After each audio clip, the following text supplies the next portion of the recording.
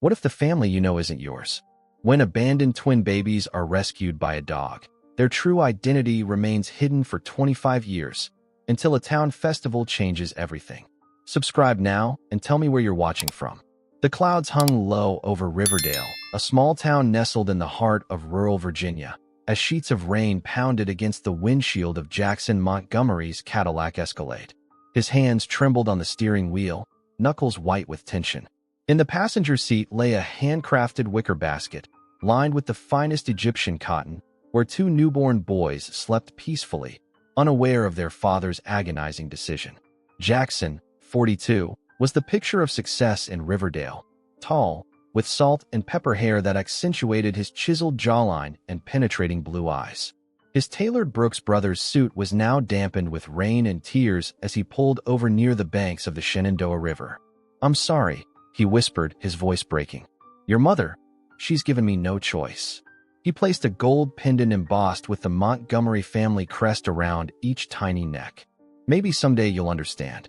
Behind the Escalade, unnoticed in the downpour, a German shepherd with a rich mahogany coat and intelligent eyes watched intently.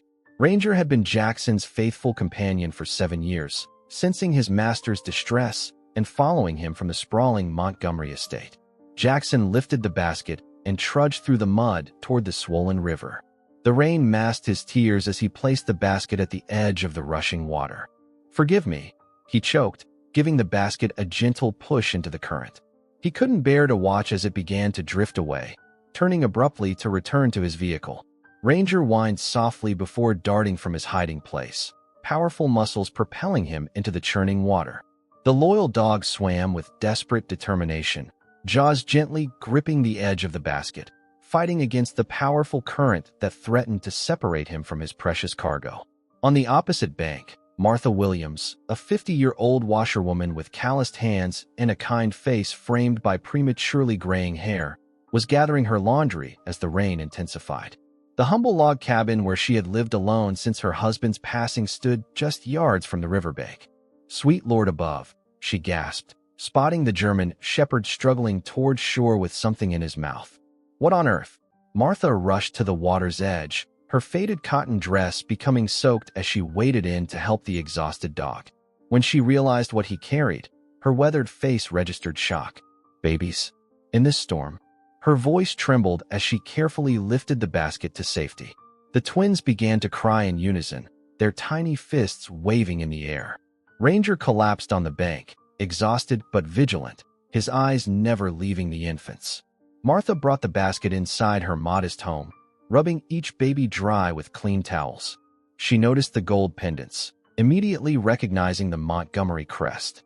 Everyone in Riverdale knew the wealthiest family in 3 counties. "Oh my," she whispered, fingers tracing the intricate design. "You poor things. What kind of trouble brought you to my doorstep?" As night fell and the storm raged on, Martha made a decision that would alter the course of many lives. She looked at the pendants again, then at the sleeping infants, one with a tiny birthmark on his shoulder, the other with a tuft of darker hair. "I'll raise you as my own," she promised softly.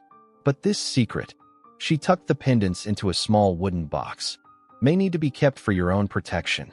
Outside, Ranger watched through the window, refusing to leave despite Martha's attempts to shoo him home. A silent guardian had been appointed, one who would keep returning for years to come, drawn by an unbreakable bond formed in the raging waters of the Shenandoah River. The morning sun filtered through the worn curtains of Martha's cabin, casting a golden glow across the wooden floor where Michael Williams sat cross-legged, sorting through piles of business proposals.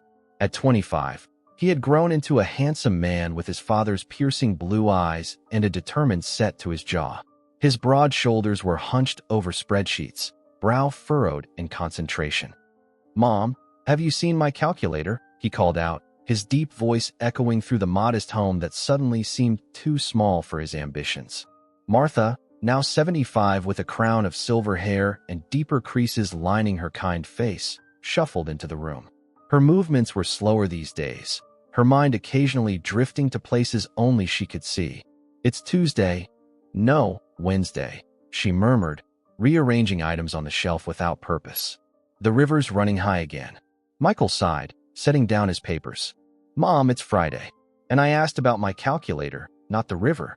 He stood, gently guiding her to a chair. "Did you take your medication this morning?" The front door swung open before Martha could answer, and Ryan entered carrying several canvases. Unlike his brother, Ryan had softer features, with warm hazel eyes and artistic hands. His wavy chestnut hair fell across his forehead as he set down his paintings. "Morning, family," he grinned, crossing the room to kiss Martha's cheek. "How's my favorite mother today?" "Your only mother," Michael corrected automatically, returning to his paperwork. An uncomfortable silence fell between them, the unspoken truth they both knew but never addressed. One was biological, one was adopted, but Martha had never revealed which was which.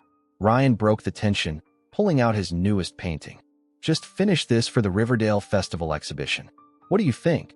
The canvas depicted a stormy river with something indistinct floating on its surface, a recurring theme in Ryan's work that seemed to emerge from his subconscious.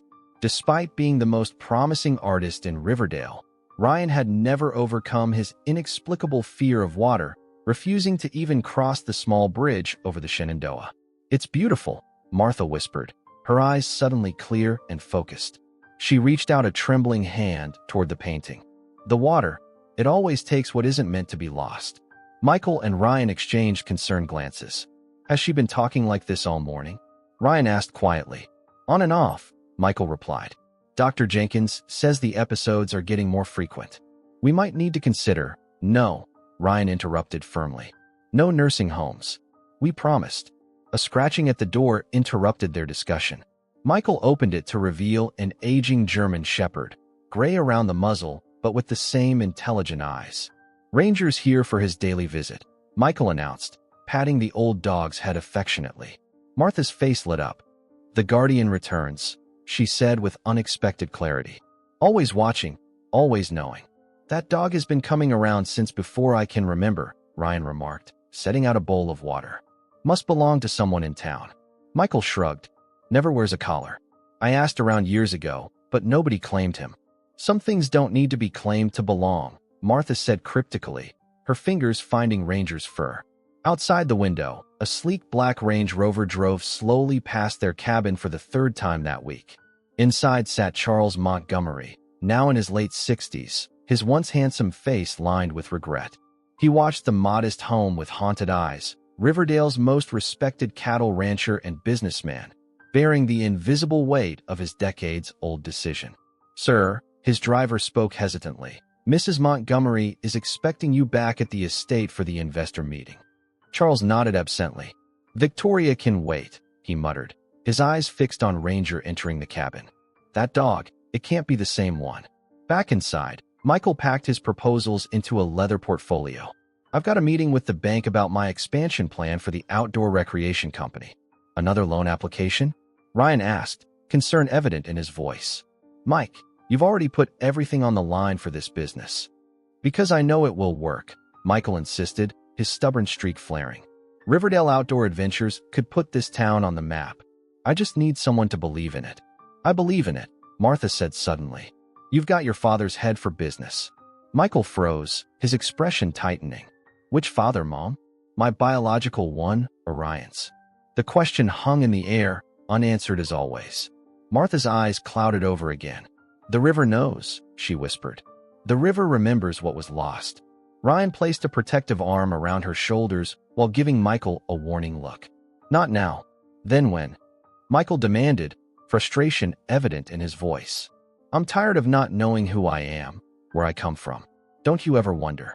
"No," Ryan lied, avoiding his brother's gaze. The truth was, he wondered every time he painted another river scene, every time he woke from dreams of flowing water and desperate swimming. But unlike Michael, he feared what the truth might cost them all. As Michael strode out the door, portfolio in hand and determination in his step, none of them noticed the invitation that had arrived in the mail announcing the upcoming Riverdale Festival, an event that would unravel the carefully constructed reality they had lived in for 25 years. The Riverdale Community Center buzzed with activity as volunteers hung banners and arranged tables for the annual festival. The event had grown from a small-town gathering to a regional attraction, drawing tourists and investors from across Virginia and beyond. At the center of the commotion stood Michael, clipboard in hand, directing the setup with military precision. The crafts booths need to be along the east wall, not blocking the entrance to the art exhibition, he instructed, pointing emphatically. And someone needs to double-check the electrical setup for the stage. You know, most volunteer coordinators don't treat the town festival like a military operation, came a melodic voice from behind him. Michael turned to find himself face-to-face with a woman he'd never seen before. She was striking, tall and slender with honey blonde hair cut in an elegant bob and intelligent green eyes that seemed to assess him with amused curiosity. Lucy Harrington, she introduced herself, extending a manicured hand. My father's the investor your mayor's been courting to develop that old mill property. Michael's grip was firm as he shook her hand. Michael Williams. And forgiveness isn't really necessary when you're right. This festival brings in half the town's tourism revenue for the year. Details matter. Spoken like a true businessman, Lucy smiled, casually glancing at his clipboard. And what's your stake in all this meticulous planning? I run Riverdale Outdoor Adventures. The festival gives me exposure to tourists who might book excursions. He hesitated, then added, plus, my brother has paintings in the exhibition. Ah, the painter, Lucy nodded. Ryan Williams, right? Dad mentioned his work. Apparently, Charles Montgomery himself is a patron. Michael's expression darkened slightly at the mention of Montgomery. The Montgomerys tend to have their fingers in everything around here. Not a fan of the local royalty? Lucy questioned, her interest piqued. Before Michael could respond, Mayor Jenkins approached, beaming at Lucy. Miss Harrington, I see you've met our local entrepreneur.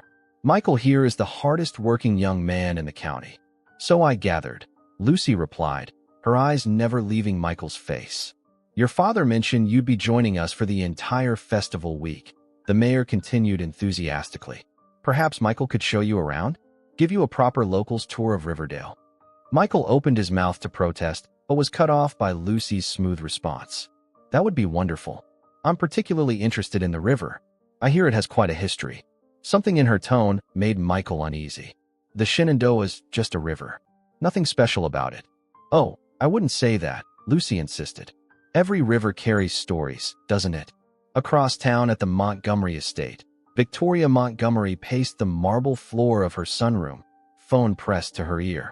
At 63, she remained imposingly elegant, her silver blonde hair styled perfectly, her posture rigid as a steel rod. I don't care what it takes, she hissed into the phone. I need everything you can find on those Williams boys before the festival ends. If there's any connection, I need to know. She paused, listening. Yes, Charles has been acting strange ever since that painter started exhibiting those river scenes. I won't let some backwater artist's delusions threaten what I've built. She ended the call as Charles entered the room, looking tired and distracted. Was that Lucy? He asked, loosening his tie. Is she settling in at the hotel? Victoria's expression instantly softened to a practiced smile. Yes, dear. She's exploring the town today, meeting the locals. Charles nodded absently, his gaze drifting to the window that overlooked the sprawling estate, down to the glimmer of the river in the distance. I should never have agreed to sponsor the festival this year. Nonsense, Victoria countered sharply. The Montgomerys have always led this community. Besides, your daughter is here specifically to assess investment opportunities. It wouldn't look right if we weren't front and center. My daughter, Charles repeated, the words hollow on his lips. At the town's only upscale gallery, Ryan was carefully arranging his paintings for the exhibition. His latest work, a large canvas depicting two indistinct forms being carried downstream, dominated the central wall. The lighting needs to hit it from the right angle, he instructed the gallery assistant. It creates shadows that suggest there's more beneath the surface. Talking about your art or yourself? Asked Emma Chun, the gallery owner, as she approached with a clipboard. A petite woman with shrewd eyes behind fashionable glasses, Emma had been the first to recognize Ryan's talent years ago. Ryan smiled ruefully. Maybe both. These river paintings keep coming to me, and I don't know why. Artists often process subconscious emotions through recurring motifs, Emma observed. Your fear of water manifesting as obsession, perhaps. Or maybe I just like painting rivers, Ryan deflected. How many pieces are we selling this year? All of them. If my instincts are right, Emma replied. especially since Charles Montgomery himself has been inquiring about your new works. He seemed particularly interested in the advance photos I sent over. Ryan frowned. The cattle baron collects art now? People are complex, Ryan. Even rich ranchers with questionable ethics. Emma checked her list. By the way, the festival committee wants you to judge the student art contest. Michael suggested you. Did he now? Ryan sighed. My brother, the volunteer coordinator, and my career manager, apparently. He believes in you, Emma said softly. He believes in everything too strongly, Ryan replied. Especially the idea that there's some grand truth out there that'll somehow fix everything. He turned back to his painting, adjusting it slightly. Some truths are better left under the surface. As twilight settled over Riverdale, Martha sat on her porch with Ranger at her feet. The old dog's ears perked up as she pulled out the small wooden box she'd kept hidden for 25 years. The river's calling them back, she whispered to Ranger, opening the box to reveal 2 gold pendants with the Montgomery crest. I feel it in my bones. The truth wants to be known. Ranger whined softly, as if understanding the weight of her words. In the distance, festival lights began to illuminate the gathering darkness, marking the beginning of a week that would change everything. The Riverdale Festival officially opened with a ceremony at the town square. Locals and tourists mingled beneath strings of twinkling lights as Mayor Jenkins delivered his annual speech from a podium adorned with seasonal flowers. In the front row, Charles Montgomery stood with Victoria, their presence commanding attention despite their attempt to blend in with the crowd. And we're especially honored to have the continued support of the Montgomery family, the mayor announced, gesturing toward them. Charles and Victoria have been the backbone of this community for generations. Polite applause rippled through the gathering. Near the back, Michael shifted uncomfortably, his gaze fixed on the couple. There was something about Charles that had always unsettled him, a strange familiarity he couldn't place. You're staring, Lucy whispered, suddenly beside him. She wore a simple blue dress that complemented her eyes, her presence catching Michael off guard. I thought the mayor was supposed to give you the tour, Michael replied, recovering quickly. Lucy smiled, tucking a strand of hair behind her ear. I convinced him you'd be more interesting. Besides, I've never seen someone scowl so intensely at a public benefactor. What's the story there? No story, Michael lied, his jaw tightening. Just not a fan of inherited privilege. Says the man whose outdoor recreation company just happens to be built on family land. Lucy countered smoothly. Michael's eyes narrowed. You've been asking about me. Research is my specialty, she admitted without apology. Dad taught me to know who I'm dealing with in any negotiation. And what are we negotiating exactly? Michael asked, suddenly aware of how close she was standing. Before Lucy could answer, Ryan approached, looking uncomfortable in his one good suit. Mike, Emma needs help with the exhibition lighting. The system's glitching again. He nodded politely to Lucy. Sorry to interrupt. No problem, she smiled, extending her hand. You must be Ryan. I've heard about your work. Ryan shook her hand, his artist's eye noting the expensive watch on her wrist, the calculated casualness of her appearance. All good things, I hope. Mostly intriguing, Lucy replied. I understand water features prominently in your paintings, despite your fear of it. Ryan's expression froze. Who told you about that? Lucy's smile never faltered. Small towns. Word gets around. An awkward silence fell before Michael cleared his throat. We should check on that lighting. Nice seeing you, Lucy. As they walked away, Ryan whispered, There's something off about her. She knows too much. She's an investor's daughter doing homework, Michael replied, though doubt edged his voice. Nothing sinister about that. Then why is she watching us like we're specimens under a microscope? Ryan nodded subtly toward where Lucy stood, her gaze following them through the crowd. Across the square, Victoria Montgomery noticed the interaction. Who is that girl talking to? She asked sharply, interrupting Charles's conversation with a business associate. Charles followed her gaze. The Williams boys, I believe. The artist and his brother. Victoria's perfectly manicured nails dug into Charles's arm. Lucy was supposed to be assessing the mill property, not fraternizing with locals. She's networking, Charles replied tiredly. Besides, Ryan Williams is hardly just a local anymore. His work is starting to get national attention. Victoria's eyes narrowed dangerously. You've been following his career rather closely, haven't you? Before Charles could respond, A commotion near the refreshment tables drew their attention. Martha Williams had stumbled, nearly falling, only to be caught by a festival volunteer. Charles instinctively moved toward her before Victoria tightened her grip on his arm. "Don't," she warned quietly. "The washerwoman is not your concern." Charles remained frozen, watching as Michael and Ryan rushed to Martha's side.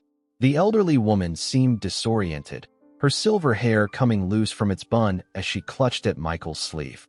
"The river took them, but the dogs saved them," she said loudly enough for nearby attendees to hear. "The pendant knows the truth." "Mom, you're confused," Michael soothed, exchanging worried glances with Ryan. "Let's get you home." Martha's eyes suddenly cleared, focusing directly on Charles Montgomery across the square. "You," she gasped, her finger pointing accusingly. "You left them to die." A hush fell over the nearest festival-goers. Charles went pale, while Victoria's face hardened into a mask of fury. "The poor woman is clearly unwell," Victoria announced loudly. "Perhaps she should be receiving professional care." Ryan stepped protectively in front of Martha. "Our mother is fine," he stated coldly. "She's just tired." As they helped Martha through the crowd, Lucy watched with intense interest, making mental notes. When her phone buzzed with a text, she checked it discreetly. "Background check complete.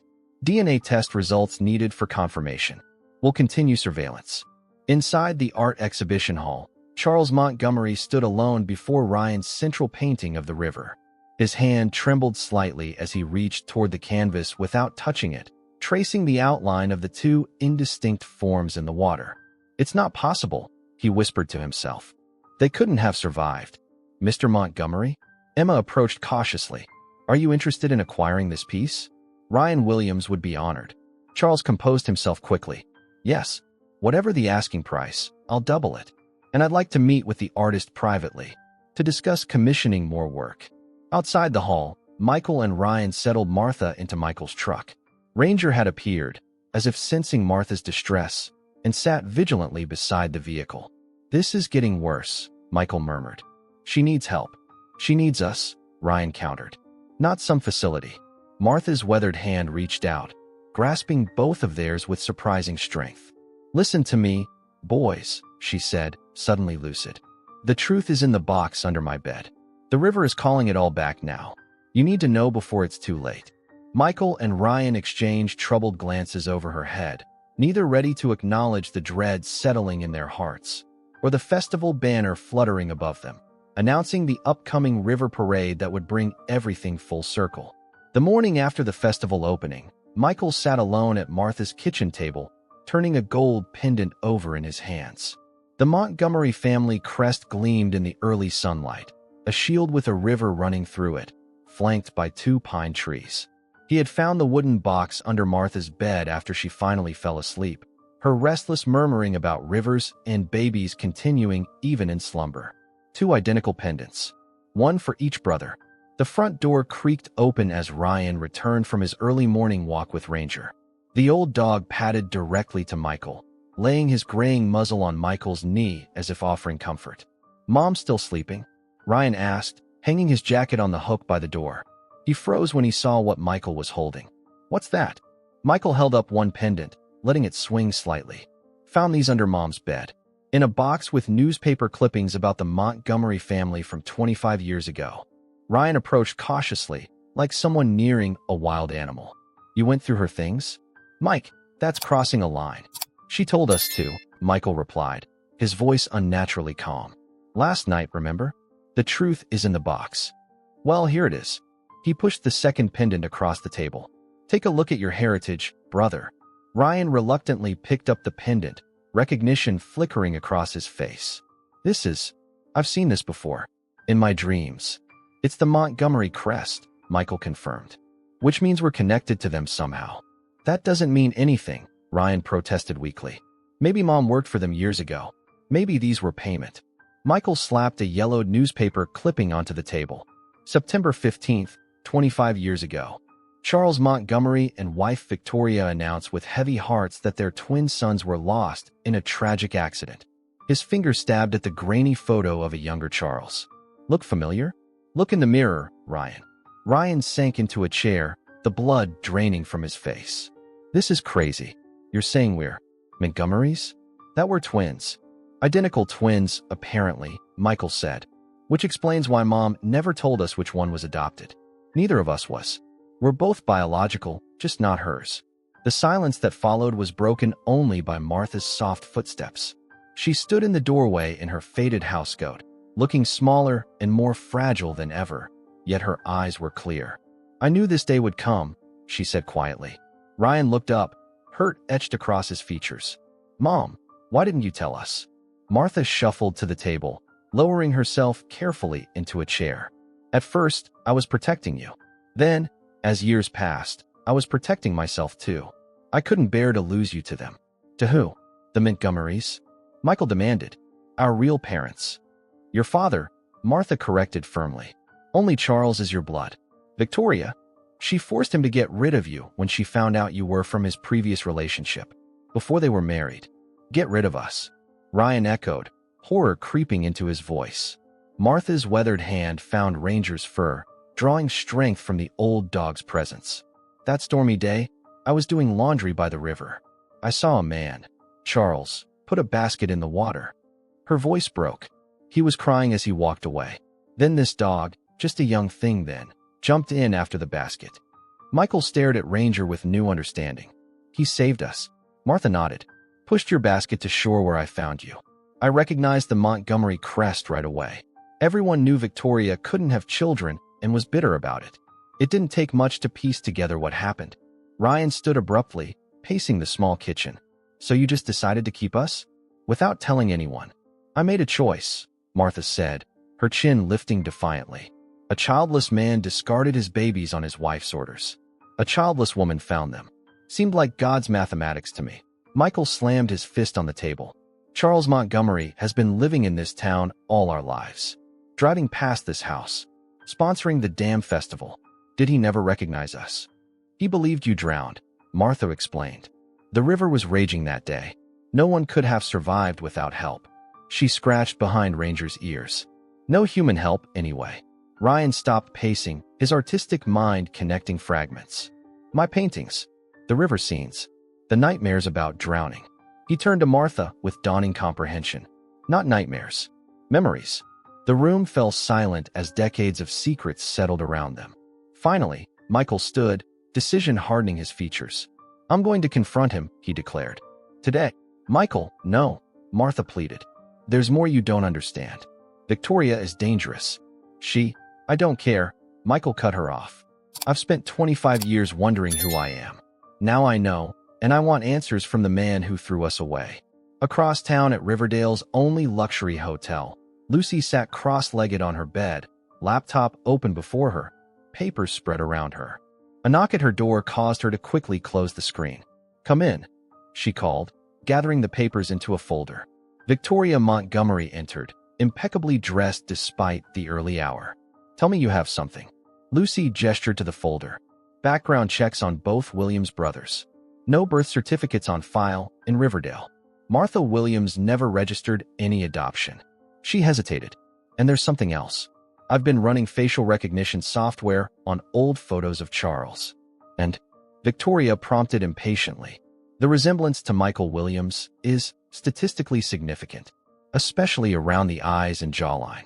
Lucy watched Victoria carefully. Is there something you haven't told me, Mother? Victoria's expression hardened. Focus on protecting your inheritance, Lucy. If those boys are who I suspect, they could claim half of everything we have. If they're Charles's sons, they're my half-brothers, Lucy said slowly. Doesn't that matter? Half-brothers born on the wrong side of the sheets, Victoria snapped. From the woman Charles never got over. They're nothing to us. She straightened her designer jacket. I need you to get closer to them. Find out what they know. I'm already working on Michael, Lucy replied, a conflicted expression crossing her face. But he's not what I expected. He's driven, passionate about this town. Don't tell me you're developing feelings, Victoria scoffed. Remember what's at stake here. After Victoria left, Lucy reopened her laptop, staring at side-by-side photos of Charles Montgomery and Michael Williams, the family resemblance undeniable. Her finger traced the image of Michael's face, remembering the intensity in his blue eyes when he talked about his business dreams. At the Montgomery estate, Charles stood in his private study, gazing at Ryan's painting he had purchased months ago. The riverside scene had haunted him since he first saw it, the exact bend in the Shenandoah where he had made the most devastating choice of his life. "Sir," his assistant interrupted from the doorway. "There's a Michael Williams here to see you. He's quite insistent." Charles closed his eyes briefly, a mix of dread and strange relief washing over him. "Send him in," he said quietly. "It's time." Charles Montgomery stood by the window of his study as Michael was escorted in. The young man's footsteps faltered slightly when he saw the painting on the wall, Ryan's riverside scene prominently displayed. "Mr. Williams," Charles greeted him, his voice carefully controlled despite the hammering of his heart. "What can I do for you this morning?" Michael's hand emerged from his pocket, the gold pendant dangling from his fingers. "You can start by explaining this." Charles stared at the pendant, his composed facade cracking. He reached for the edge of his desk to steady himself. "Where did you get that?" he asked hoarsely. "From the woman who pulled me from the river 25 years ago," Michael replied, advancing into the room. "The woman who raised me after you tried to drown me and my brother." "I never meant," Charles began, but Michael cut him off. "Never meant for us to survive, or never meant for us to find out." His voice rose with each word. "Did you think about us at all these past 25 years? Did you ever wonder if, by some miracle, your sons might have lived?"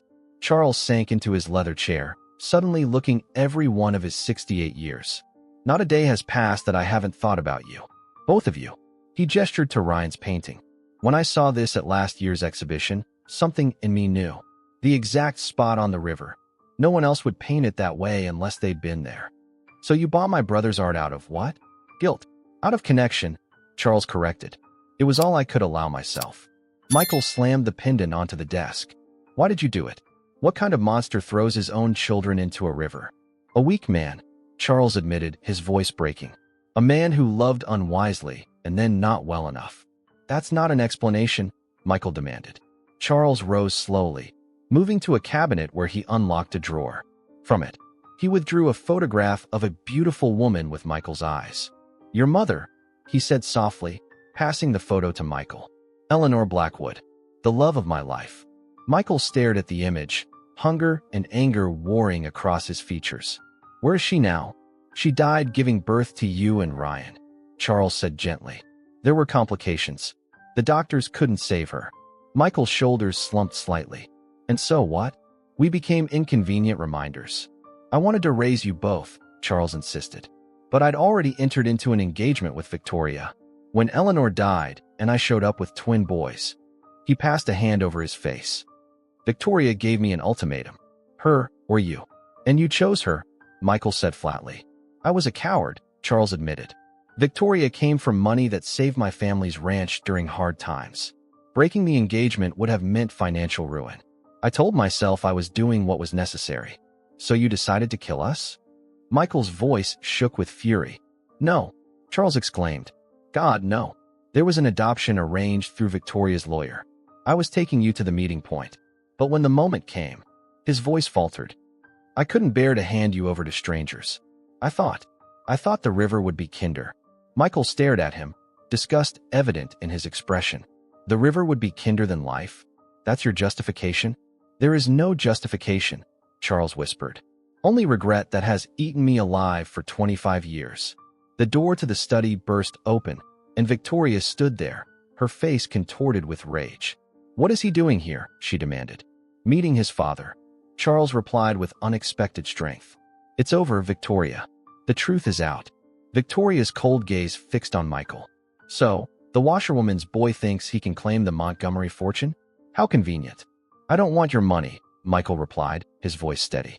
"I just wanted to look my father in the eye and understand why he threw away his sons." "Sons?" Victoria laughed bitterly. "You have no proof. Just trinkets and an old woman's ramblings." "That's enough, Victoria," Charles warned. "No, it's not nearly enough," she snapped. "I've built this life, protected your reputation, managed everything while you wallowed in guilt. I won't let some river trash destroy it all." Michael stepped toward her, his resemblance to Charles unmistakable in his anger.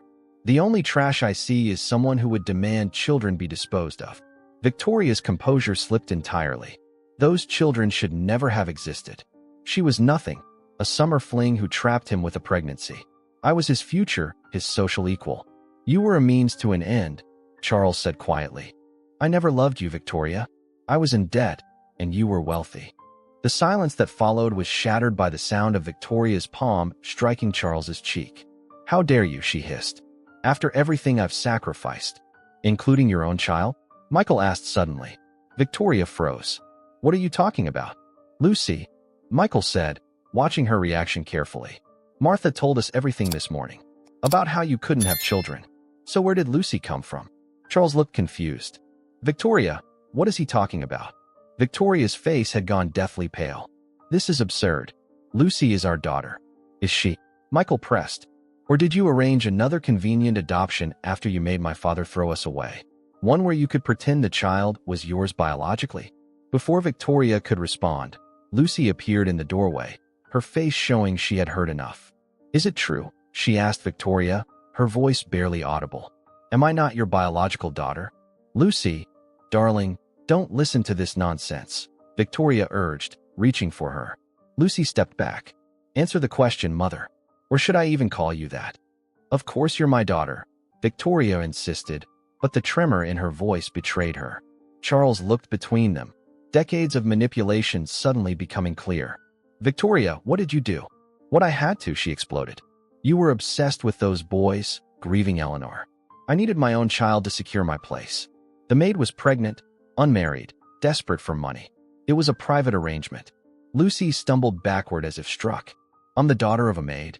My entire life has been a lie. Your life has been privileged beyond measure, Victoria countered. I gave you everything. Except the truth, Lucy whispered, tears filling her eyes. Did my biological mother even consent to this arrangement? Or was she coerced? Victoria's silence was answer enough. Michael moved to Lucy's side, instinctively offering support. She looked at him with new awareness. So we're not related, Michael confirmed. Not by blood. A strange relief washed over Lucy's face, followed immediately by shame at feeling such relief. Charles stood, decision hardening his features. Victoria, I want you out of this house. Today. You can't do that, she sputtered. I'm your wife. A wife who manipulated me into abandoning my children and then acquired another through questionable means, Charles replied coldly. I'll be speaking to my lawyers this afternoon. Victoria's face twisted with hatred. You'll regret this. All of you. She stormed out, brushing roughly past Lucy. An uncomfortable silence settled over the room before Charles tentatively approached Michael and Lucy. I know I have no right to ask, he began hesitantly, but I'd like to meet Ryan properly. To explain. To apologize if he'll hear me. Michael studied the man he had spent 25 years unknowingly resembling. That's his decision to make. I'll tell him what happened here. And you? Charles asked softly. Is there any chance? I don't know, Michael cut him off. 25 years is a long time to make up for. As Michael turned to leave, Lucy fell into step beside him. At the doorway, Michael paused, looking back at the broken man standing alone amid his wealth.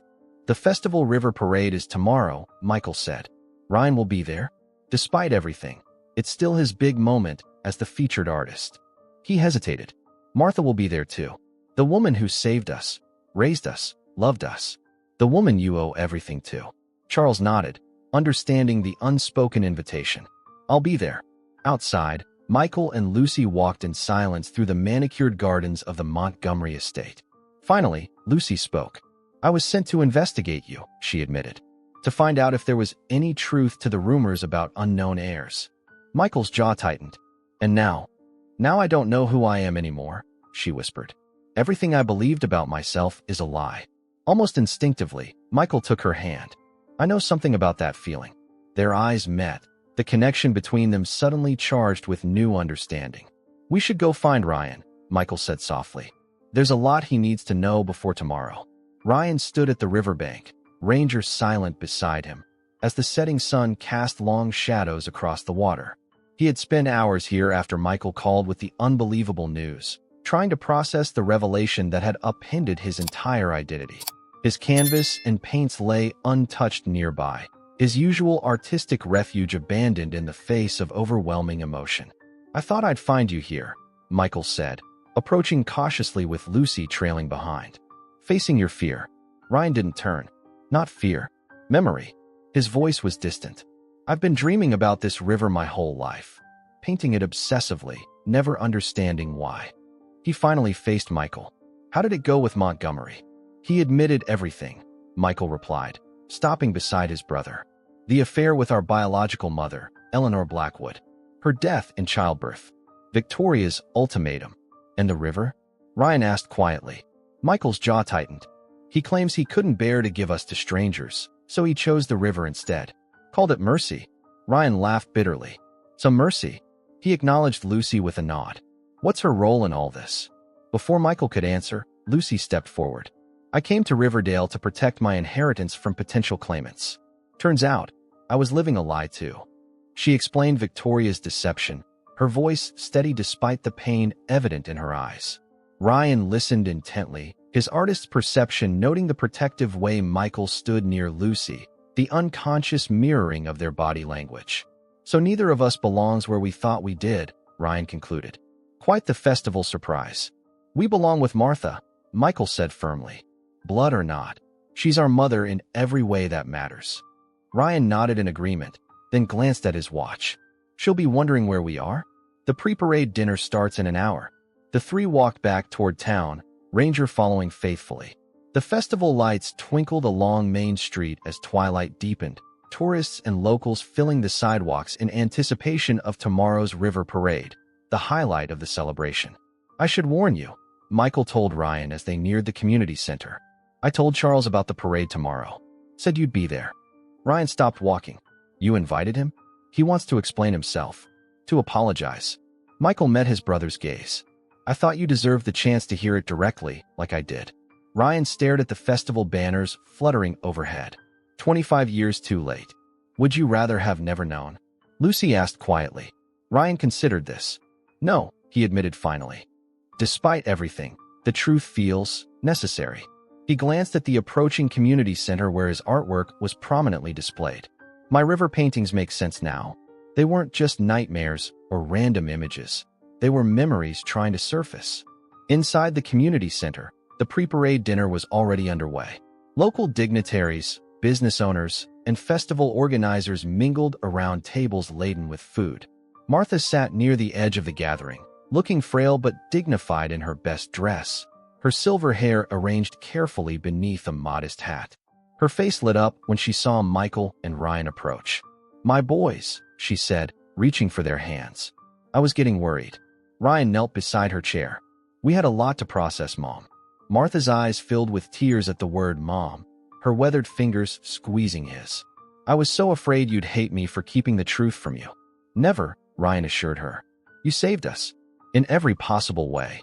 Michael joined them, placing a gentle hand on Martha's shoulder. We met with Charles Montgomery. He confirmed everything. Martha tensed. And Victoria?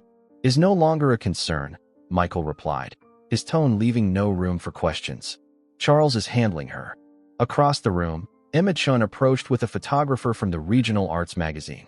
Ryan, we need some photos with your Riverside series for tomorrow's feature. She nodded politely to Martha. Mrs. Williams, would you mind if we borrowed your son for a moment? His work is the talk of the festival. As Ryan was pulled away for photographs, Mayor Jenkins took the microphone at the front of the room. Ladies and gentlemen, tomorrow's river parade promises perfect weather. Our featured artist, Ryan Williams, has created stunning visual elements for the lead boat. Michael leaned close to Martha. There's something else you should know. About Lucy Harrington. Martha's eyes drifted to where Lucy stood awkwardly near the refreshments. Victoria's girl, she said knowingly. Except she isn't, is she? Michael shook his head, always amazed by Martha's perceptiveness despite her memory issues. Victoria arranged a private adoption and passed Lucy off as her biological child. Lucy just learned the truth today. Martha's expression softened with compassion. Poor child. Another victim of that woman's manipulation. She studied Michael's face carefully. You have feelings for her. It wasn't a question, and Michael didn't deny it. It's complicated. Love always is, Martha replied simply. But it's also the only thing worth fighting for in this world. She patted his hand. Bring her over. She looks lost.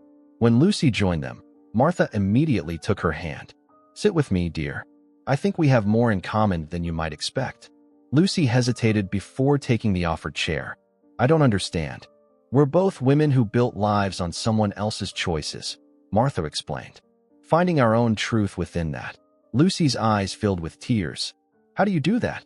When everything you believed about yourself turns out to be false. You start by recognizing what remains true, Martha said gently. Your experiences, your feelings, your choices, those belong to you, regardless of your beginnings. As they talked, Victoria Montgomery made an unexpected entrance, drawing immediate attention. She scanned the room imperiously before spotting Lucy with Martha and Michael. Her face hardened as she marched toward them. Lucy, we're leaving, she announced coldly. This tasteless event is beneath us. Lucy didn't move. I'm staying, Victoria. Victoria flinched at the use of her first name. I am still your mother, regardless of what you may have learned today. A mother doesn't lie to her child for 25 years, Lucy replied evenly. A mother doesn't use her child as a pawn in her manipulations. Victoria's carefully maintained composure cracked slightly. Everything I did was to secure our position. Our future. Your position. Your future, Lucy corrected. I was just another acquisition, like this town, like the Montgomery name. The confrontation was drawing attention. Ryan broke away from the photographers, moving protectively toward Martha, while Mayor Jenkins approached with concern. Is everything all right here? He asked, glancing nervously between Victoria and the others.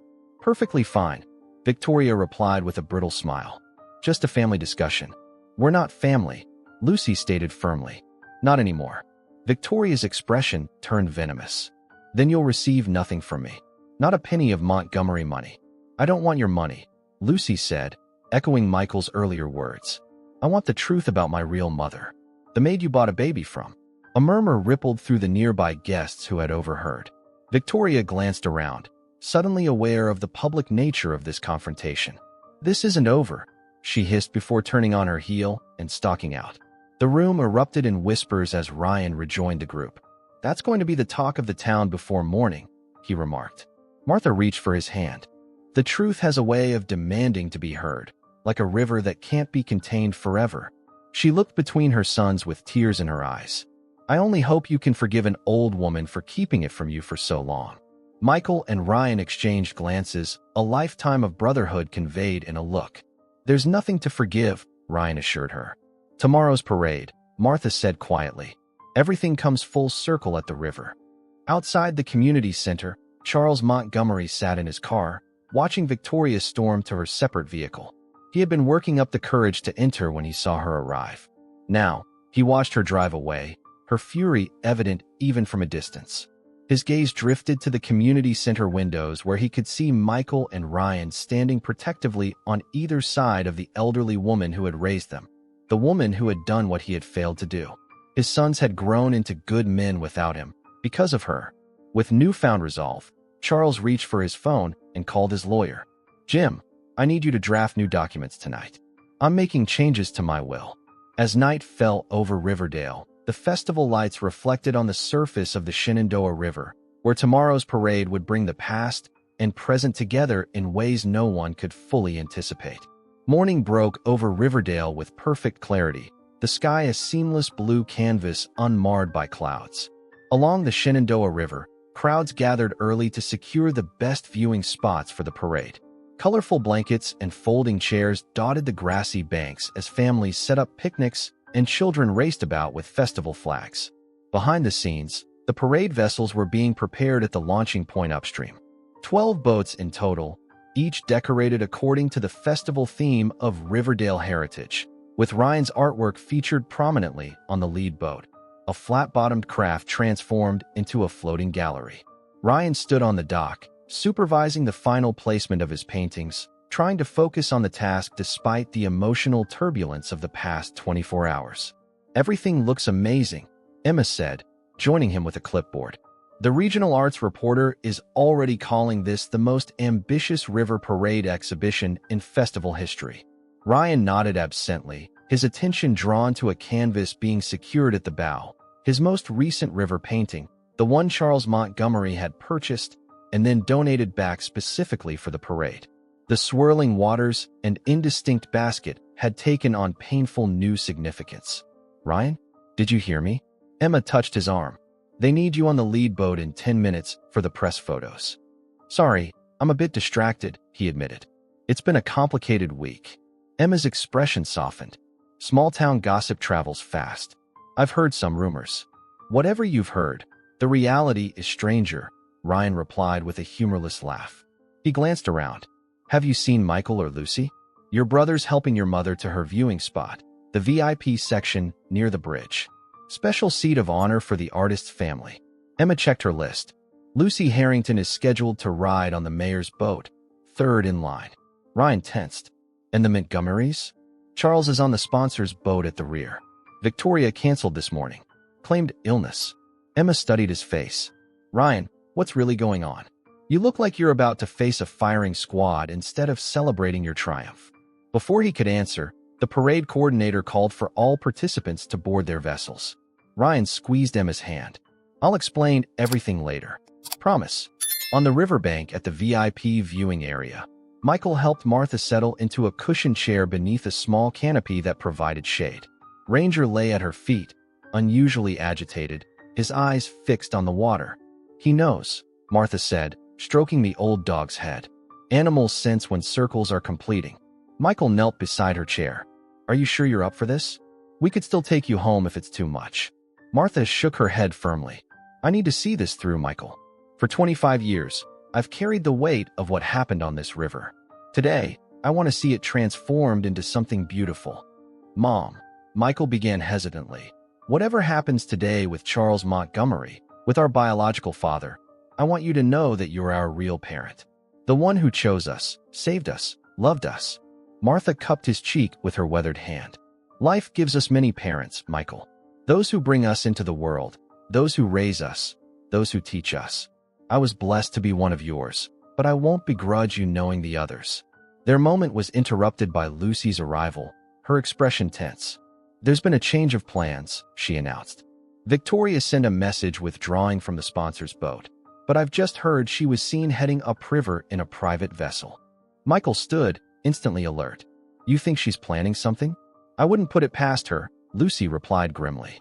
"She was in a state I've never seen before when she left the estate this morning. The staff said she took a manila envelope from Charles's study." "What kind of envelope?" Martha asked sharply. "Legal documents, apparently," Lucy said. "Maybe related to Charles changing his will." Michael and Martha exchanged worried glances. "The parade starts in 15 minutes, Michael said. "I need to warn Ryan." "There's no time," Lucy pointed out. "The boats are already launching. Look, upstream, the lead boat with Ryan aboard was pulling away from the dock, banners fluttering, his artwork gleaming in the sunlight." A cheer went up from the crowds as the parade officially began. Martha gripped Michael's hand. "Go find Victoria. I have a terrible feeling about this." Without hesitation, Michael squeezed her hand and took off running along the riverbank, pushing against the flow of spectators moving toward the main viewing areas. Lucy started to follow, then hesitated, looking back at Martha. "Go," Martha urged. "He might need help." As Lucy hurried after Michael, Martha turned her attention to the approaching parade. The lead boat was drawing nearer, Ryan standing tall amidst his artwork, waving to the cheering crowds despite the visible tension in his stance. Martha could read her son's body language even at a distance. He was scanning the riverbanks, looking for his family, for answers, for resolution. On the sponsor's boat at the rear of the parade, Charles Montgomery stood alone near the railing, his usual commanding presence diminished by the weight of contrition. His eyes were fixed on the lead boat, on the son he had never known but whose artistic talent had unconsciously captured their shared tragedy. Halfway along the parade route, Victoria Montgomery sat in a sleek private motorboat anchored just beyond the viewing area. From her vantage point, she could see the entire procession while remaining relatively inconspicuous among other private vessels whose owners were watching the festivities from the water. Beside her on the seat lay a manila envelope, its contents potentially devastating to the Montgomery legacy. Michael and Lucy worked their way upstream, checking each dock and inlet. There, Lucy finally pointed, spotting Victoria's distinctive profile on a boat flying the Montgomery Company flag. "What's she doing?" Michael muttered, Watching as Victoria seemed to be waiting for something specific, her attention riveted on the approaching parade. The answer came as the flotilla reached the midpoint of the route, where the river narrowed slightly near the old stone bridge. The lead boat with Ryan aboard would have to navigate carefully through this passage, where the current ran stronger. The bridge, Lucy suddenly realized. It's where the river's deepest and fastest. If someone fell in there, we need to get to Ryan. Michael cut her off, already sprinting toward the bridge. On the lead boat, Ryan was struggling to maintain his composure as they approached the bridge. This section of the river featured prominently in his paintings, the exact spot where his nightmare memory always reached its climax. His heart raced as they drew closer, sweat beading on his forehead despite the mild temperature. Emma noticed his distress. "Ryan, are you okay? You've gone pale." "Water," he managed to say. "I need water." As Emma moved away to find a bottle, Ryan gripped the railing, fighting the urge to jump ship before they reached the bridge. His phobia screamed at him to escape, while a deeper part of him recognized this moment as necessary confrontation with his past.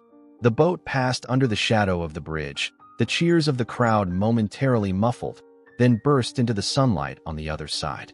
Ryan exhaled shakily, believing the worst was behind him, until he spotted Victoria's boat suddenly roaring to life, pulling away from its anchorage and directly into the parade route. From the VIP section, Martha witnessed Victoria's boat cutting aggressively toward the lead vessel. With surprising agility for her age, she rose from her chair. "Charles," she shouted toward the sponsor's boat, pointing frantically. "Victoria." Charles spotted the danger immediately. He grabbed the microphone from the startled parade announcer. "Ryan, look out."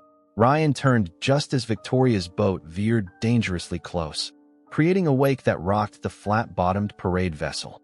Passengers cried out, grabbing for support as decorations and artwork shifted precariously. One of Ryan's canvases toppled, falling into the river with a splash. Without thinking, Ryan reached over the side, trying to save his painting. The lead boat, still unsteady from Victoria's wake, tilted sharply. Ryan lost his balance and plunged headfirst into the Shenandoah River. The crowd gasped collectively. From their different vantage points, Michael, Lucy, Charles, and Martha all saw Ryan disappear beneath the surface, right where the river ran deepest and fastest, right where, 25 years ago, 2 babies in a basket had been set adrift. Victoria's boat circled back, her face a mask of cold satisfaction as she watched the chaos unfold. She stood at the helm, the manila envelope clutched in one hand, prepared to destroy evidence of Charles's new will if her initial plan succeeded. What she hadn't counted on was Ranger. The ancient German shepherd, witnessing history repeat itself, bolted from Martha's side with unexpected speed, racing along the riverbank before hurling his aging body into the water with a powerful leap. "Ranger, no," Martha cried, knowing the old dog lacked the strength of his youth. But Ranger swam with the same determination he had shown 25 years earlier, fighting the current toward the spot where Ryan had gone under. Michael and Lucy reached the bridge just as Charles dove from the sponsor's boat, abandoning dignity and safety in a desperate attempt to save the son he had once abandoned. The river churned with multiple rescue attempts as Emma and others from the lead boat also jumped in to help. For Ryan, the initial shock of hitting the cold water had paralyzed him, his phobia exploding into full-blown panic. He thrashed wildly before the current pulled him under. As water filled his nose and mouth, a strange calm suddenly replaced his fear. Images flashed through his mind, not of drowning, but of being saved. Of Ranger pushing a basket to shore. Of Martha's hands lifting him to safety. Something bumped against him underwater. Ranger's muzzle, nudging him upward just as the old dog had nudged the basket years ago. Ryan's survival instinct kicked in. He grabbed hold of Ranger's collar and kicked toward the surface. They broke through together, Ryan gasping for air, Ranger struggling to stay afloat with the added weight. Charles reached them moments later, supporting Ryan from the other side. "I've got you, son," Charles said, the word son catching in his throat. "I won't let you go this time." Together, they swam toward the shore where Michael waited, reaching out to pull his brother and dog to safety while Lucy helped Charles out of the water. As they collapsed on the riverbank, soaked and panting, a commotion erupted on the water. Victoria's boat was spinning out of control, The manila envelope dropped in her shock at seeing the successful rescue. The envelope floated momentarily before sinking beneath the surface, legal documents dissolving in the river that had claimed so many secrets. In her attempt to flee the scene, Victoria had steered too sharply. Her boat capsized, throwing her into the very waters she had used as a weapon. Unlike Ryan, there was no one rushing to save her, except, ironically, the river patrol officers whose quick response prevented a tragedy even for someone who had tried to cause one. As the crowd surged forward and emergency services arrived, the four rescuers and ranger huddled together on the riverbank. Two brothers, their biological father, a woman discovering her true identity, and the loyal dog who had saved the twins twice in one lifetime. Full circle, Ryan gasped, one arm around Ranger's wet fur. The river took us and gave us back. Both times. Martha pushed through the crowd, tears streaming down her face as she knelt beside them despite her arthritic knees. "My brave boys," she sobbed, gathering Ryan and Michael into her embrace while Ranger pressed against them, completing the family circle. Charles stood slightly apart, aware he had not earned a place in that embrace. But Ryan, meeting his eyes over Martha's shoulder, extended a dripping hand toward him. "Thank you," Ryan said simply, "for jumping in this time." As Charles tentatively took his son's hand, the crowd around them burst into applause, misinterpreting the scene as part of an elaborate performance, art brought to life on the very river that had shaped their destiny. The festival committee hastily reorganized the remainder of the day's events after the dramatic incident at the river. The parade was canceled, but an impromptu gathering formed at the community center where Ryan's remaining artwork was displayed. Word spread quickly through Riverdale, embellished with each telling of the heroic rescue and the shocking revelations about the Montgomery and Williams families. In a private room off the main exhibition hall, the principal figures in the drama had gathered to recover. Ryan sat wrapped in a blanket, a mug of hot coffee warming his hands. The terror of his near drowning had faded, replaced by a strange sense of catharsis. His lifelong fear of water now made perfect sense, not an irrational phobia, but his earliest memory struggling to survive. "The doctors say you'll be fine," Michael reported, returning from a conversation with the paramedics. "No water in your lungs, just shock and mild hypothermia." "And Ranger?" Ryan asked immediately. "Exhausted but stable," Michael assured him. "The vet is with him now at Martha's place. Says it's a miracle a dog his age had the strength to do what he did." Martha sat nearby, her face still pale from the ordeal. "That dog has been a guardian angel twice over," she said softly. "Some bonds transcend explanation." Charles Montgomery stood awkwardly near the door, still in his wet clothes, reluctant to claim space he hadn't earned. Lucy hovered between groups, belonging fully to neither, yet tied to both. "I've called my lawyer," Charles broke the silence. "Victoria is being held by the sheriff for reckless endangerment. I'm not pressing additional charges yet, but—" He hesitated. Her actions today speak for themselves. "What was in the envelope she dropped in the river?" Michael asked. Charles's expression tightened. "My new will. After meeting you yesterday, I spent the night revising it with my attorney. It acknowledged you and Ryan as my biological sons and heirs to the Montgomery estate." He sighed heavily. "Victoria must have found it in my study this morning. So she tried to kill Ryan to prevent us from inheriting?" Michael's voice rose in disbelief. "I don't think she intended murder," Charles replied carefully.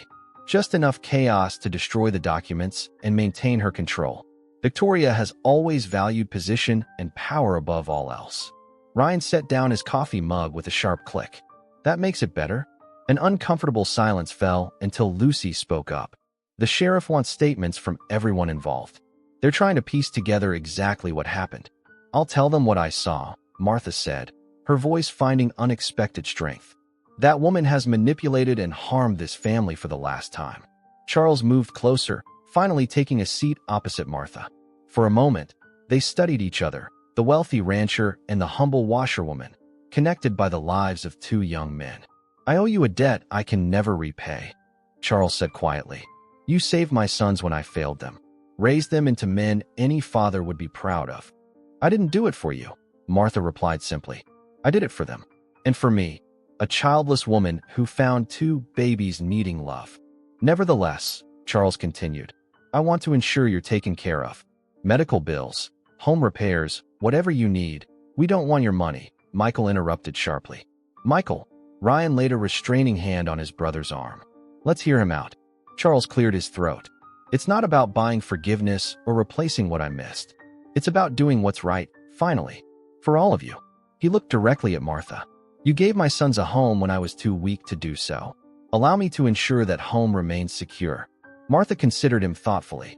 "The roof does leak something terrible when it rains," she admitted finally, bringing a relieved smile to Charles's face and softening the tension in the room. The door opened as Emma entered with a doctor. "Ryan, they want to do one more check before clearing you to leave," she explained before noticing the charged atmosphere. "Should I come back?" "No, stay," Ryan invited. "You should hear this too."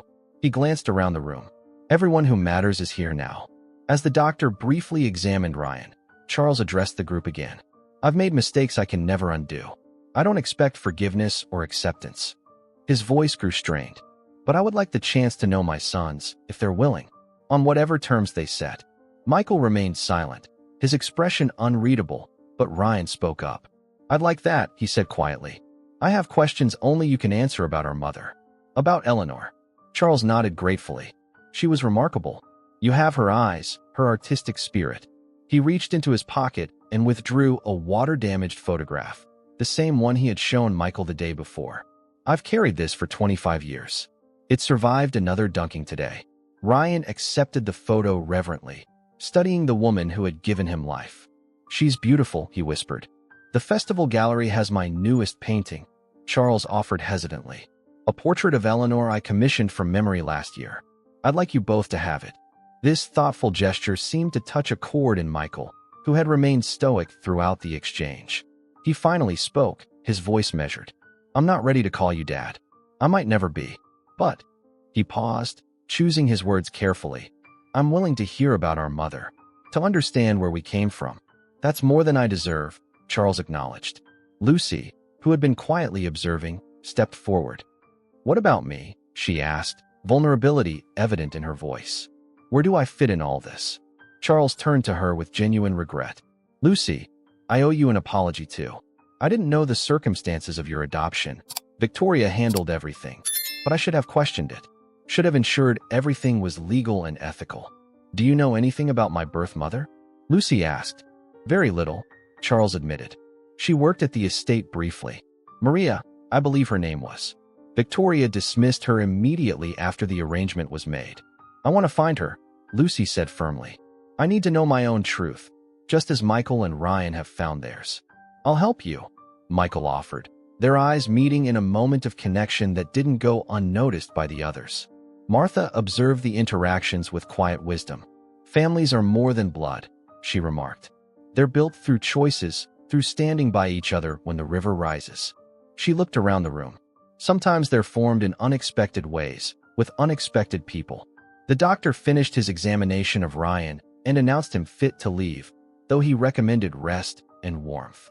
As the group prepared to depart, the sounds of the festival continued outside, life in Riverdale proceeding despite the day's dramatic events. "The exhibition is still open," Emma reminded them. "People have been coming all afternoon, especially after word spread about what happened. They're calling it the River's Return now, like your artwork predicted it all, Ryan." Ryan laughed softly. "Art doesn't predict. It reveals the things we know without knowing we know them." "Profound as always, little brother," Michael teased, helping Ryan to his feet. By 2 minutes, Ryan shot back with their familiar joke, the brotherly banter reassuring after the day's turmoil. As they prepared to face the curious festival crowds, Charles hung back, still uncertain of his place. Ryan noticed and paused. "Are you coming?" he asked simply. Charles looked surprised. "You want me to join you?" "It's a family exhibition now," Ryan said. "Complicated as this family may be." Martha approached Charles and, in a gesture none of them expected, offered her arm. "We both have things to answer for, and much to be grateful for," she said quietly. "Best we face it together." Charles accepted her arm with humble gratitude, and the unlikely group made their way toward the exhibition hall. 2 sons, their adoptive mother, their biological father, and Lucy, connected to them all through the twisted paths of fate and choice. In the main gallery, festival goers parted respectfully as they entered, whispers following in their wake. Ryan's river paintings lined the walls, their significance transformed by the day's events. In the center stood Charles's contribution, a luminous portrait of Eleanor Blackwood, her gentle smile and penetrating blue eyes mirrored in the faces of her sons. "It's uncanny," one guest remarked loudly. "You can see both Williams boys in her face." "Montgomery boys," another corrected. "Didn't you hear? They're Charles Montgomery's long-lost sons." "Williams," Martha stated clearly, overhearing the exchange. "They're the Williams boys.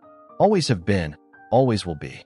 Ryan and Michael stood before their mother's portrait, absorbing her features, finding pieces of themselves in her expression. Charles remained a respectful distance away, allowing them this moment of discovery. "She would have loved you both very much," he said softly. "That's the one thing I'm certain of." As the afternoon turned to evening, the unlikely family group found themselves in quiet conversation in a corner of the gallery. Old wounds couldn't be healed in a day, but bridges were being tentatively built. Ryan shared stories of his artistic journey. Michael spoke of his business dreams, and Charles listened with the hunger of a man making up for lost decades. Martha watched them with mixed emotions, joy at seeing her boys connect with their past, fear of losing them to their newfound heritage, and pride in the strength they showed through it all. "They won't forget who raised them," Lucy assured her quietly, noting her concern. "Some bonds can't be broken." Martha patted Lucy's hand gratefully. "And what about you, dear? What will you do now?" Lucy's gaze drifted to Michael, then back to Martha. "Find my own truth. Build my own path forward. Maybe here in Riverdale." "Good places grow from honest beginnings," Martha observed. "Even when those beginnings come later than expected." Outside the gallery windows, the Shenandoah River flowed onward, its surface calm in the evening light, offering no hint of the secrets it had carried and revealed, or the lives it had connected through an act of desperation and a dog's devotion 25 years ago. The river had taken, and the river had returned. And in its wake, a family broken by falsehood was finding its way toward truth. 1 year later, the Riverdale Festival opened with a special ceremony at the renovated Riverfront Park. At its center stood a bronze statue of a German shepherd, forever immortalized in the act of pushing a small basket toward shore. The plaque beneath it read simply, "Ranger, Guardian of Second Chances." The crowd gathered for the unveiling represented every faction of Riverdale society, from longtime locals to weekend tourists, all united in appreciation of the story that had transformed their town from a quiet rural community to a symbol of redemption and reconciliation. Ryan Williams, now gaining national recognition for his artwork, stood at the podium dressed in a tailored suit that contrasted with his still casual demeanor. The past year had changed him.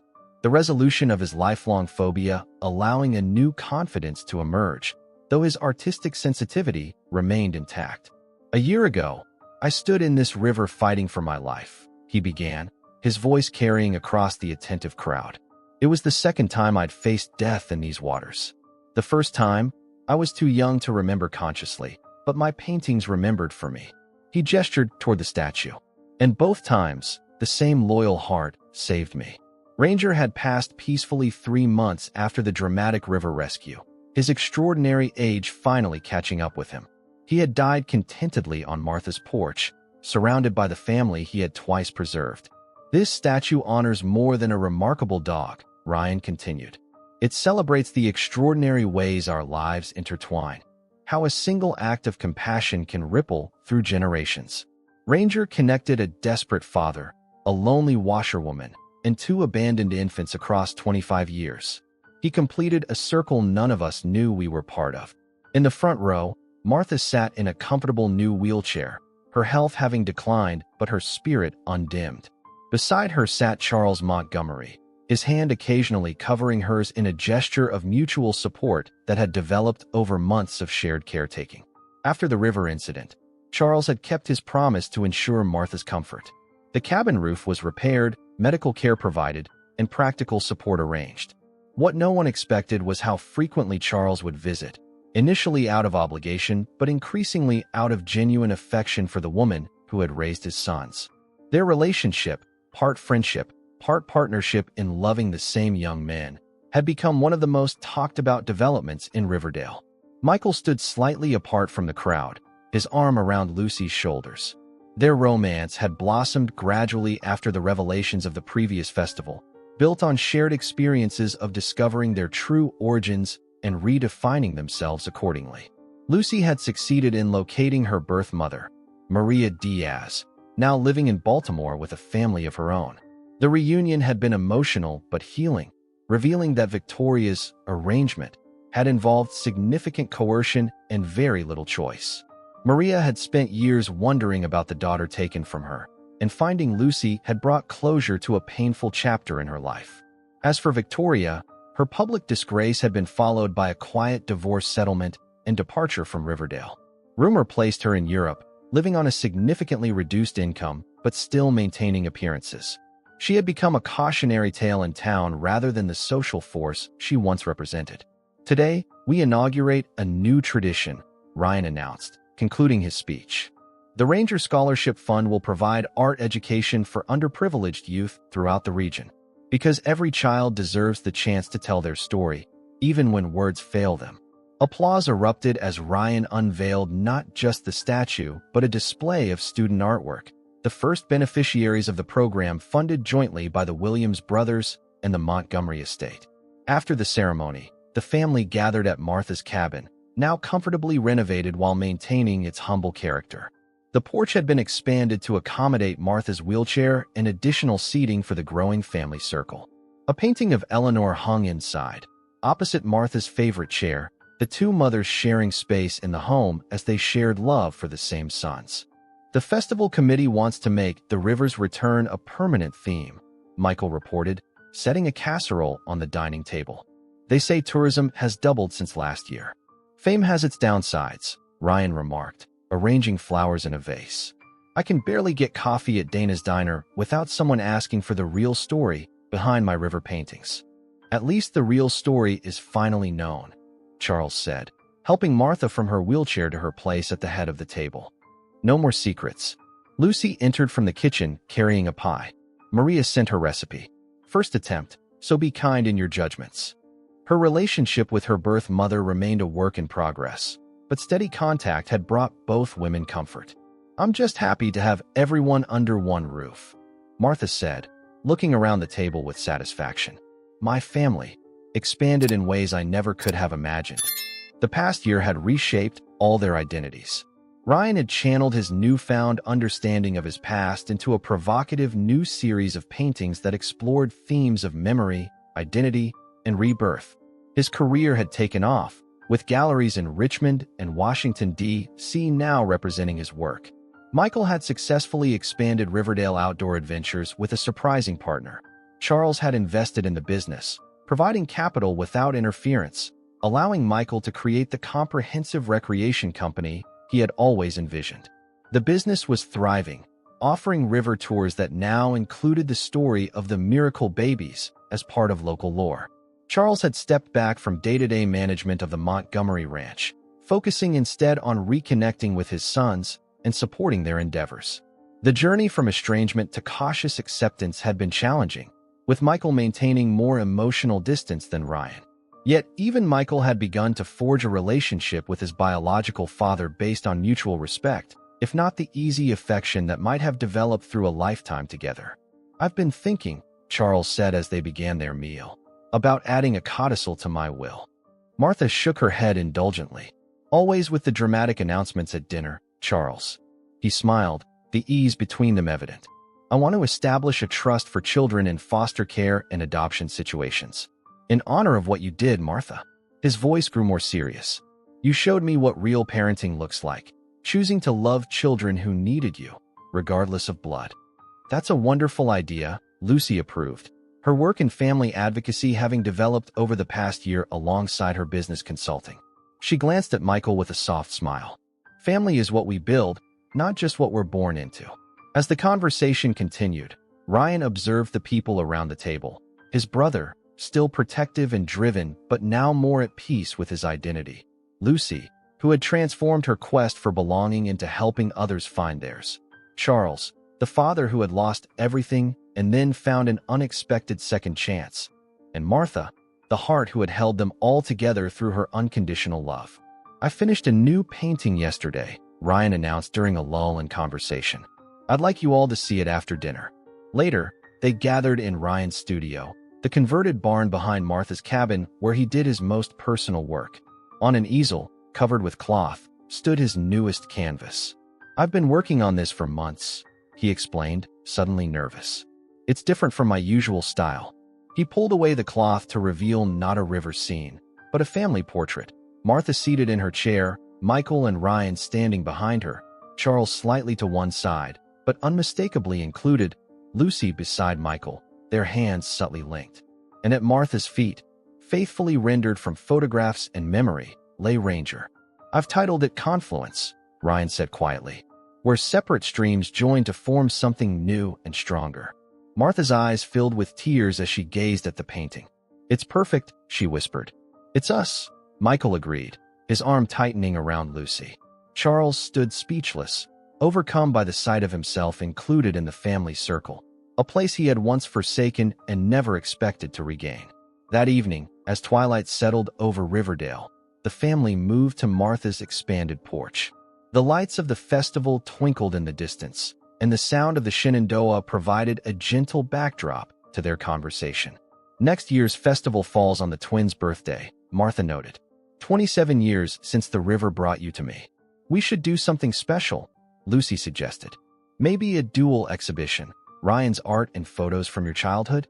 As they discussed possibilities, Charles quietly withdrew an envelope from his pocket. "Before we make plans, there's something you should see." He handed it to Michael. The results of the investigation into Victoria's arrangement with Maria. Michael scanned the document, his expression darkening. "Is this verified?" Charles nodded grimly. "Triple-checked by my lawyers." "What is it?" Ryan asked. Michael passed him the paper. According to this, Victoria had been monitoring Dad's, Charles's, affair with Eleanor from the beginning. She knew about the pregnancy before he did. He took a deep breath. "And there's evidence she may have interfered with Eleanor's medical care during the birth." A stunned silence fell over the porch. She wanted Eleanor out of the picture, Lucy realized, horror in her voice. "And then the babies as well." "The investigators can't prove malicious intent in Eleanor's death," Charles clarified, his voice strained. "But the pattern of Victoria's behavior afterward speaks for itself." Martha reached for Charles's hand, offering comfort despite her own shock. "Eleanor's memory deserves justice," she said firmly. "And so do her sons." As the implications settled over them, Ryan looked out toward the river, visible as a silver ribbon in the moonlight. "The river knows," he echoed Martha's words from a year before. "It always knew." Michael joined his brother at the porch railing. "What does this mean for us going forward?" Ryan considered this, then turned to face his family, both born and chosen. "It means we honor Eleanor by living fully, by creating beauty from pain, as she did by giving us life even as she lost hers." His gaze moved from Michael to Charles, to Martha, to Lucy. "We've all lost something to half-truths and secrets. But look what we've gained by facing them." Martha nodded in agreement. "The circle is complete now. The truth is known.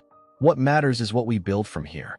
As if on cue, fireworks from the festival burst overhead, illuminating their faces in momentary flashes of color. In that intermittent light, the resemblances between fathers and sons, the bonds between companions who had chosen each other, and the strength of their unlikely family unit were all visible. A living portrait of what could be salvaged from tragedy when love persisted. The Shenandoah continued its eternal journey beyond the porch, the river that had first separated and then reunited them all. Its waters held their past, reflected their present, and would carry their stories forward long after they were gone. Just as Ranger's bronze likeness would stand guard over the riverbank, a testament to loyalty that transcended abandonment, time, and even death. In Riverdale, they would always be known as the miracle babies saved by a dog from the river. But among themselves, they were simply family, complicated, imperfect, and bound by choices stronger than circumstance. To second chances, Charles proposed, raising his glass in a toast. "To the truth," Michael added. "To Eleanor," Ryan continued. "To Ranger," Lucy smiled. "To family," Martha concluded, encompassing them all in her gaze. "However it finds us, Their glasses clinked in the moonlight as another year's festival celebrated beneath the stars, and the river flowed on, keeper of secrets no more. Please leave a like, subscribe to the channel, turn on notifications, and if you've watched this far, comment, "I watched all the way through," and share your opinion about this story. Oh, and don't forget to watch the next video that appears in the end screen. It's going to be very emotional.